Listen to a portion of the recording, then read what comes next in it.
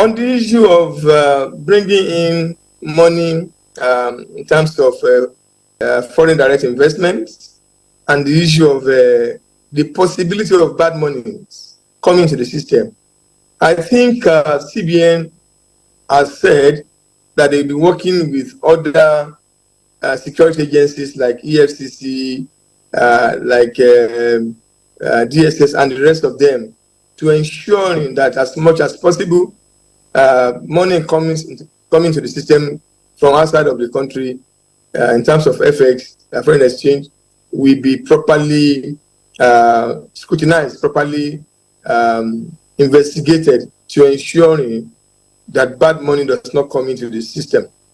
And I believe they have the capacity and capability to do that. But CBN has to do a lot more in terms of supervision, in terms of working with all these other agencies to ensuring that bad money does not come in. Yes, we need money, but then we don't need, as they call it, we don't need hot money in the system because the consequences may be very daring.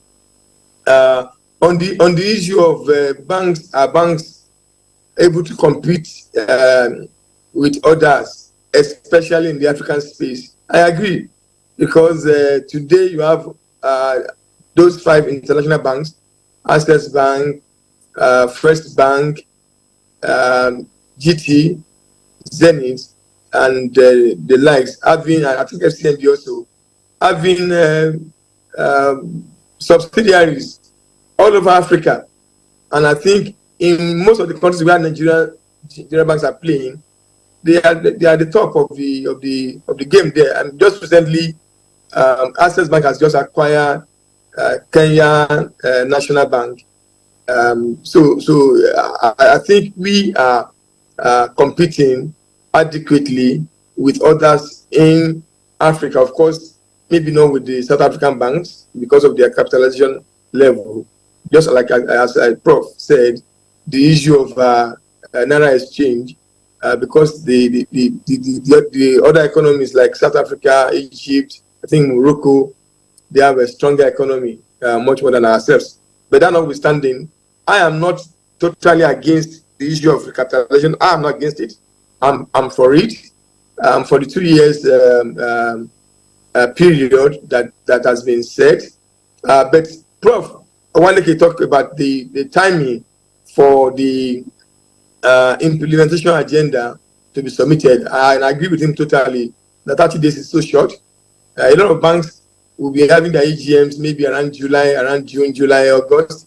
I believe the CBN should give them enough time to go to their shareholders to give them approval as to what the combination of whether to do rights issue, a public offering, mergers and acquisition, and the rest of them. So there should be more time for them to be able to come up with an agenda that will be suitable.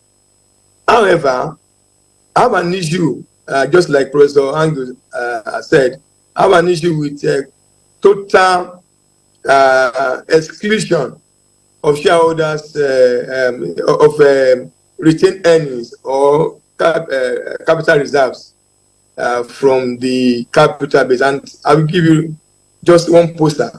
And let me ask a question. Maybe Professor Waleke will be able to answer that question. Assuming these banks or any of these banks had come up last year based on financial of 1-to-1 or 1-to-2, that's scrip of bonus issue, and thereby capitalizing the reserves. If they had done that, would CBN have reversed it?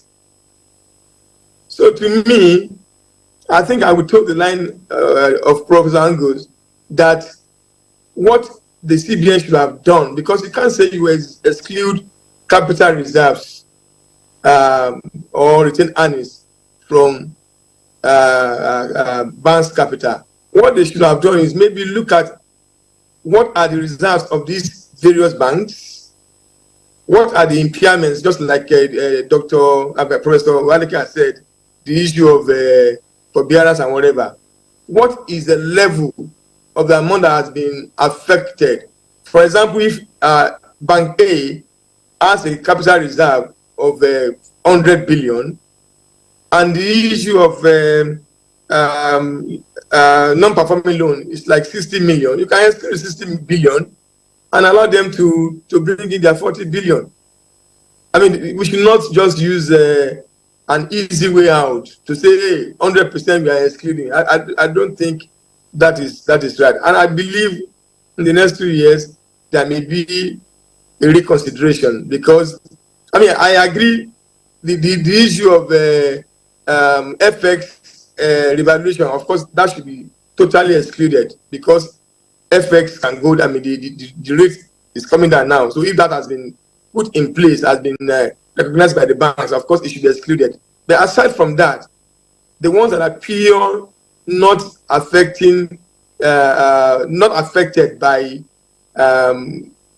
revaluation of FX or revaluation of assets should not be excluded from share capital.